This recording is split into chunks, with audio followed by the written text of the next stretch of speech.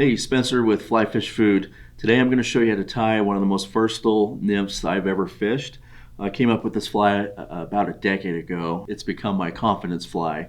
It's the Higa's S.O.S. It's a simple pattern.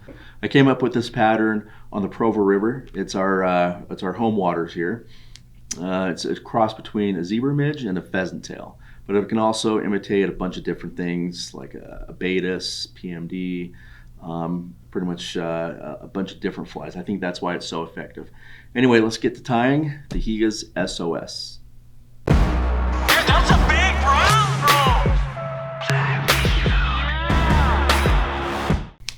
throw! All right, let's go ahead and get started. First of all, I got a size 16 Tiemco 2487 hook in there. I like the 16 a lot. If you're fishing tailwaters or for pickier fish, I would go down to an 18 or a 20. For the bead, I've got a 3/32 or a 2.3 nickel or silver bead on that. And then for thread, I'm going to be using the Vivas 12/0 right here for that. You can also use UTC 70. That also works really well. Let's go ahead and get started here. I'm just going to lay a base down on the hook.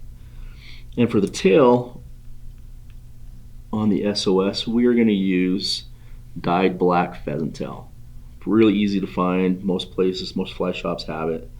The original called for a melanistic pheasant, but those are really hard to find. I used to work at a fly fishing lodge that also did some wing shooting, and we shot melanistic pheasants, so it was really easy for me to get those pheasant tails, but they're hard to find. So we're going to measure the length of the hook there.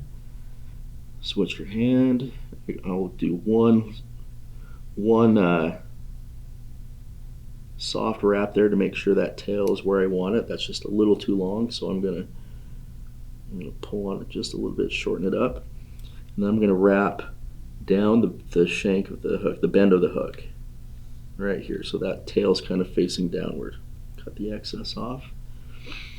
And for the rib, we're gonna use ultra wire and silver in size small. Okay, so I'm going to tie that in right where it ended there. I'm going to make a few wraps down the bend there. Okay, and then I'm going to wrap back up. You can put a taper on this fly if you want. I like to keep the body as thin as possible. And then we're going to wrap forward. 5 or 6 wraps should do the job. Okay, then you're going to leave a little bit of room here for our next step. So the wing case on the S.O.S is a 4-strand floss from Danville. And on these smaller flies, anything smaller than a 16, then what I do is I actually cut it in half and just use the two strand. A lot of people don't like using floss because it's hard to work with. I get it wet before I start working with it, and it's just a little bit more manageable. Okay, so we're going to tie this in. This is the wing case, so you're going to want to make sure you keep this on top of the hook. Keep that material right on top. Okay, and then for the legs, we're going to use crystal flash. You can use black, you can use peacock, just any dark color will work. And I kind of tie my legs in a little different, but what I'm going to do is tie them so they're facing forward right here like this. Okay, cut the excess off. And for dubbing, we're going to use black hare's ear or rabbit. This is snowshoe. Again, a super easy pattern. This also works really well on a jig hook. My recent trip to New Zealand, we caught probably 75% of our fish on this fly, and we used some on the jig hook. But this fly has caught fish for me all over the country and all over the world, really. I've caught fish in New Zealand and Iceland. Okay, now we're gonna just kind of create this here. And I like it just a little bit bigger, so we'll put a little bit more on there.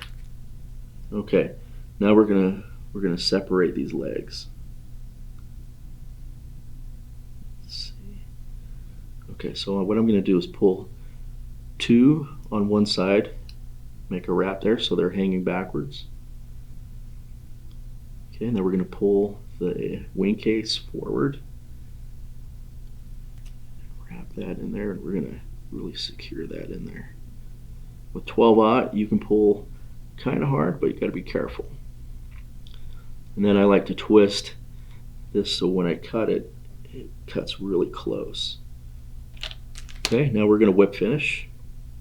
Again, this is a really simple pattern. You can tie it in a lot of different colors. Black's my favorite, but you can tie it in olive, tan, brown, purple works really well. And it also can be fished under an indicator. You can fish it under a dry, which is my favorite way to fish it, is under a dry fly as a dry dropper. And you're going to have some stragglers here, so you want to make sure you get some of those stragglers out of there. So I'm going to go in there and just kind of clip, cut. Looks like there's another one back here somewhere. Clip the top if you need to. And then you can hit it with some head cement to really strengthen the fly. You can hit the body with a little bit of head cement too. And that really gives it, because once you start catching fish with this thing, it'll start getting torn apart. So anyway, that is the Higa's S.O.S. Go and give it a try. Fish it on your local waters. I'm sure you're going to like it.